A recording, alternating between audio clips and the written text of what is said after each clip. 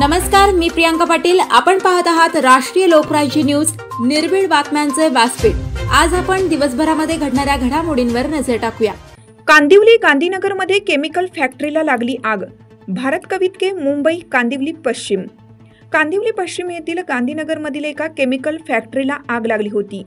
रविवार दिनांक 17 ऑगस्ट 2025 रोजी सकाळी 10 वाजण्याच्या सुमारास गांधीनगर 90 फूट रोड चंद्रिका हॉटेलच्या मागील बाजूस असलेल्या केमिकल फॅक्टरीला आग लागली होती।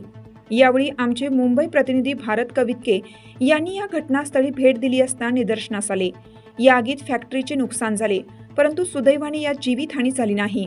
तर कांदिवली पोलीस ठाण्याची पोलिसांनी येथील वाहतुकीवर व माणसांच्या गर्दीवर नियंत्रण ठेवण्याचे काम करीत होती। पादचाऱ्यांची वाहनांची येथील चंद्रिका हॉटेलजवळ वर्दळ असते। येथील 90 रोड आजवर अनेक लहान मोठ्या आगी लागण्याचे प्रमाण वाढते आहे। यावेळी येथील रहिवाशांनी आग आटोक्यात आणण्यासाठी अग्निशामक दल आणि पोलीस यांना सहकार्य केले। ताज्या बातम्यांसाठी आणि अपडेट्ससाठी राष्ट्रीय लोकराज्य न्यूज चॅनलला सबस्क्राइब करा, तसेच लाईक आणि शेअर करा।